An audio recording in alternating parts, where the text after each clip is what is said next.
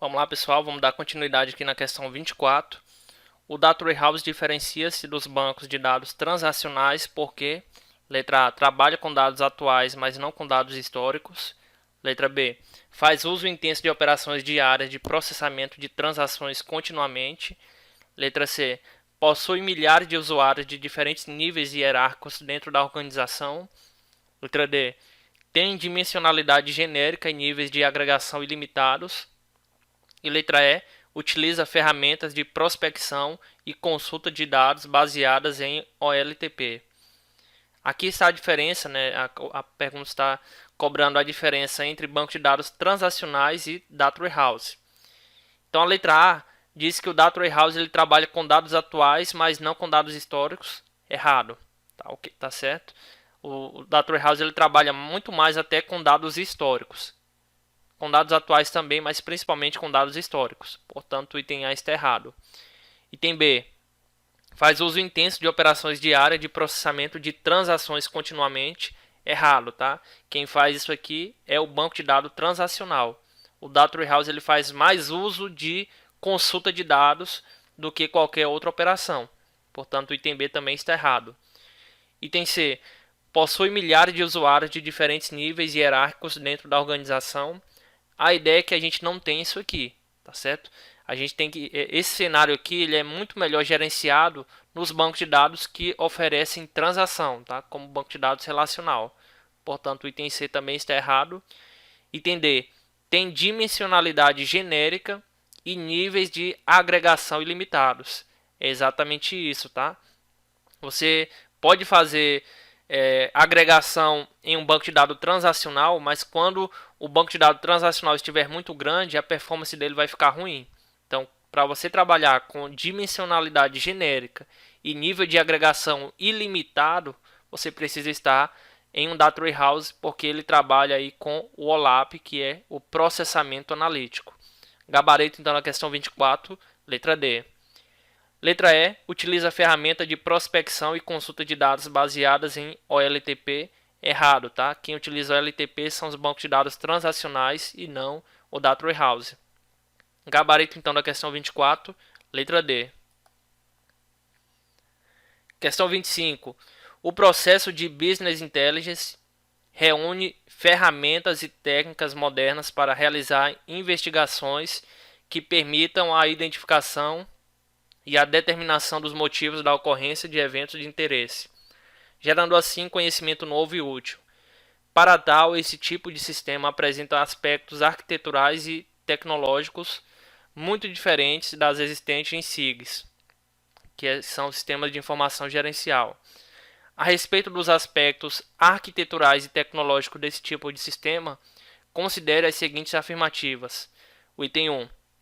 O processo de BI ocorre sobre um Data Warehouse e não sobre a base de dados transacional ou LTP, pois o Data Warehouse já foi gerado a partir de processo de limpeza de dados, duplicação de registros, sumarização de dados e seleção de atributos.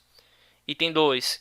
O processo de BI procura identificar as causas dos eventos de interesse por meio da aplicação de OLAP em algoritmo supervisionado de mineração de dados.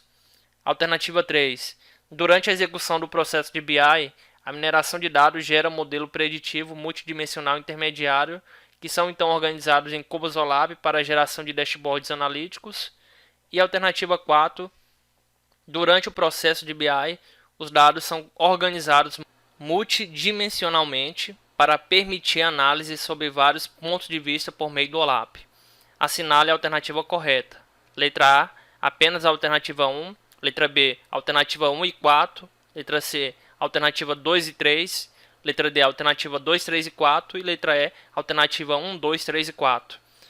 Analisando a alternativa 1, vemos o seguinte. O processo de BI ocorre sobre um Data Warehouse, não sobre a base de dados transacional, o LTP, pois o Data Warehouse já foi gerado a partir de processos de limpeza de dados, duplicação de registros, sumarização de dados e seleção de atributos. Exatamente, tá certo? Lembre-se lá do processo ETL que envolve aí cada uma dessas terminologias que foi falada até aqui. Portanto, o item 1 está correto. Como o item 1 está correto, eu já posso eliminar a letra C e a D, porque entre a C e a D a gente não tem aí o item 1 sendo correto. Ficamos entre a letra A letra B e a letra E. Item 2. O processo de BI procura identificar as causas dos eventos de interesse por meio da aplicação de OLAP em algoritmos supervisionados de mineração de dados. A questão aqui ela meio que engessou a aplicação do OLAP juntamente com a aplicação de mineração de dados, e ela foi ainda mais específica quando falou em algoritmo supervisionado. Então nós não temos essa necessidade de trabalhar com OLAP juntamente com a mineração de dados, e nem trabalhar com OLAP e mineração de dados usando algoritmos supervisionados. A gente pode utilizar diferentes algoritmos também.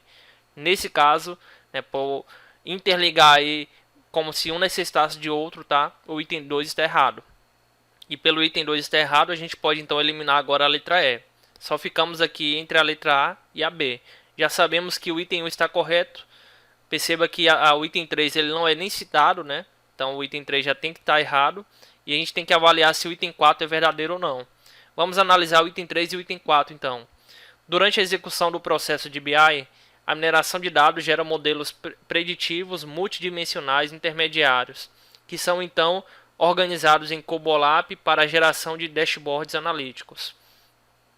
Então aqui mais uma vez o mesmo erro do item 2 é linkar aqui a necessidade, né, de um e de outro, tá? A mineração de dados que gera realmente um modelo preditivo multidimensional intermediário, e aí diz que são organizados em COBOLAP para a geração de dashboards analíticos. Eu posso trabalhar com OLAP depois do data mining, mas isso aí não é obrigatório. Eu posso entregar o resultado de uma aplicação de mineração de dados por meio de uma aplicação web, por meio de um próprio arquivo de texto, tá? Um arquivo Excel, arquivo XLS, CSV. Então eu não preciso trabalhar diretamente com cubos OLAP. Okay? Portanto, o item 3 também está errado nesse ponto. E por último, o item 4. Durante o processo de BI, os dados são organizados multidimensionalmente para permitir análise sob vários pontos de vista por meio do OLAP. É exatamente isso, tá? Exatamente por meio daquelas operações do COBOLAP que a gente viu, que podemos ter diversas possibilidades ali de representação da informação por meio do COBOLAP. Então, questão 25 aí, o item 1 e o item 4 estão corretos. Gabarito, então, na questão, letra B. Questão 26. No momento, há grande necessidade de proporcionar aos tomadores de decisão da gerência média para cima informação no nível correto de detalhe para dar suporte à tomada de decisão. Sobre Data Warehouse, é correto afirmar que essa funcionalidade pode ser garantida por letra A, um banco de dados otimizado, letra B, OLAP Datamine, letra C, Datamart, letra D, esquema Snowflake, ou letra E, apresentação Drill Down. Então, a questão coloca aqui que é a necessidade de proporcionar aos tomadores de decisão da gerência média para cima informação no nível correto de detalhe para dar suporte à tomada de decisão. E aí a pergunta aqui que fica é a seguinte: sobre Data Warehouse, é correto afirmar que essa funcionalidade pode ser garantida por... Então veja bem, ele enquadrou bem aqui um comentário, uma descrição, inclusive ele coloca aqui informação no nível correto de detalhe. Se tivesse perguntando sobre OLAP, provavelmente você teria que marcar aí a operação Drill Down do OLAP, do COBOLAP. Só que a pergunta aqui está sobre o Data Warehouse, tá? Então, sobre o Data Warehouse, o que a gente pode dizer? Eu posso dizer, por exemplo, que a letra A não tem nada a ver com Data Warehouse. A letra D também, o esquema Snowflake aí, em nenhum momento falou da modelagem multidimensional. E a letra E também não falou em nenhum momento de OLAP. Então, a letra A, D e a E já estão automaticamente erradas. Sobra então para a gente a letra B e a C. Perceba que em nenhum momento aqui foi falado sobre um subconjunto do Data Warehouse, né? Você extrair um pequeno conjunto do Data Warehouse que é chamado de Datamart. Em nenhum momento foi falado isso. O que é falado aqui é que a gente precisa proporcionar aos tomadores de decisão informação no nível correto de detalhe para dar suporte à tomada de decisão. Então, como estamos utilizando o Data Warehouse, eu posso utilizar aqui o OLAP, que é o processamento analítico online para isso, e eu posso também utilizar a mineração de dados, né, para processar uma grande quantidade de dados aí e encontrar padrões e insights que sejam relativos ao crescimento do meu negócio. Portanto, questão 26, gabarito, letra B. Questão 27. Um banco de dados é definido como uma coleção de dados relacionados e Data Warehouse é uma coleção de informações. É correto afirmar que um Data Warehouse, letra A, é um banco de dados usado para nível operacional. Letra B, é um banco de dados para apoio tático que define quais os departamentos e áreas de atuação profissional de gestão devem interferir. Letra C, tem a característica distinta de que é direcionado principalmente para aplicações de apoio à decisão. Ele é otimizado para a recuperação de dados, mas não para o processamento rotineiro de transações. Letra D, proporciona o acesso aos dados para análise simples para a descoberta de falhas causadas pela inserção de dados errôneo. E letra E, funciona apenas com instalação de OLAP definido como um banco de dados de imagem. Então, se tratando ainda de Data Warehouse, letra A, ele é um banco de dados usado para nível operacional. Errado, tá? O nível dele é o nível estratégico, tá? Envolvendo ali a gestão e a gerência de uma organização. Portanto, o item A está errado. Item B é um banco de dados para apoio tático que define quais são o departamento e área de atuação profissional da gestão devem interferir. Errado também, tá? O nível de apoio é o nível de apoio estratégico, tá? Portanto, o item B está errado também. Item C tem a característica distinta de que é direcionado principalmente para a aplicação de apoio à decisão e ele é otimizado para a recuperação de dados, não para o processamento rotineiro de transação. É exatamente isso, tá? Em um DW a gente vai ter mais consulta de dados do que leitura. Portanto, ele tem que realmente ser otimizado para recuperar dados e não para realizar o processamento rotineiro de transações. Letra C, então, será o gabarito da questão 27. Letra D, proporciona acesso aos dados para análise simples para a descoberta de falhas causadas pela inserção de dados errôneos. E letra E, funciona apenas com a instalação de OLAP definido como um banco de dados de imagens. Tanto a letra E quanto a letra D nós não temos aí nenhuma relação com Data Warehouse, tá? Portanto, as duas alternativas estarão erradas. O gabarito da questão será a letra C. Questão 28. No contexto de Data Warehouse, uma possibilidade de suporte aos dados é o Datamart. Assinale a alternativa que apresenta uma definição de Datamart. Letra A. Datamart é uma cópia de um Data Warehouse para realizar a busca e alteração dos dados. Letra B. Datamart é uma versão atualizada do Data Warehouse para suportar a pesquisa e alteração dos dados. Datamart, letra C. Datamart é um subconjunto de dados referente a uma área específica escolhido de forma aleatória no Data Warehouse. Letra D. Datamart é uma versão do Data Warehouse carregada no computador do cliente, visando assim agilizar suas buscas. E letra E. Datamart é um subconjunto de dados referentes a uma área específica não normalizados e indexado para suportar a pesquisa. Letra A, então. Datamart ele não é uma cópia do Data Warehouse para realizar a busca e alteração dos dados. Não é uma cópia, tá? Porque se fosse uma cópia, você estava meio que criando uma redundância, tá? Criando aí um processo totalmente burocrático e um processo duplicado também. Portanto, o item A está errado. O item B. Datamart é uma versão atualizada do Data Warehouse para suportar a pesquisa e alteração de dados. Errado, tá? O Datamart ele é uma parte do Data Warehouse. Portanto, a palavra-chave aqui é que o Datamart ele é um subconjunto, ok? Ele é um subconjunto do Data Warehouse. Portanto, o item B está errado. Item C. Datamart é um subconjunto de dados referentes a uma área específica, escolhido de forma aleatória no Data Warehouse. Ele estava indo muito bem até o momento que falou que é escolhido de forma aleatória no Data Warehouse. Se ele é escolhido de forma aleatória, eu posso dizer que ele não é referente a uma área específica. Tá certo? E uma das características do Datamart é exatamente isso. Que ela seja, ela represente uma característica, tá? Um departamento ali, uma informação específica dentro do Data Warehouse. Portanto, eu não posso escolher de forma aleatória no Data Warehouse. Portanto, o item C está errado por isso. Item D. Datamart é uma versão do Data Warehouse carregada no computador do cliente, visando agilizar suas buscas. Errado também, tá? Não tem nada a ver com Datamart isso aí. Letra E. Datamart é um subconjunto de dados referentes a uma área específica. ok? Não normalizado, ok também. E indexado para suportar pesquisas, tá?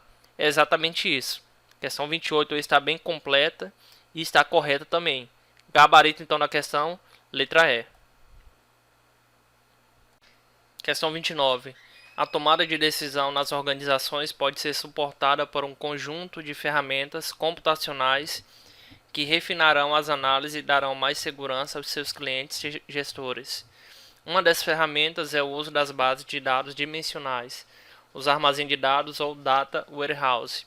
Uma das características inerentes a esse repositório de dados é verificada por: letra A, diferenciar-se na estrutura de construção dos datamarts, esses últimos construídos durante o processo de data mining. Letra B, permitir operações de manutenção similares às bases transacionais com operações de alteração e remoção de registros específicos. Letra C, possibilitar a construção a partir de fontes de dados tanto interna quanto externas à organização. Letra D, possuir características atemporais pelo caráter consolidador de suas estruturas de dados. E letra E, ser direcionada a aplicações com foco nos processos de negócio organizacionais.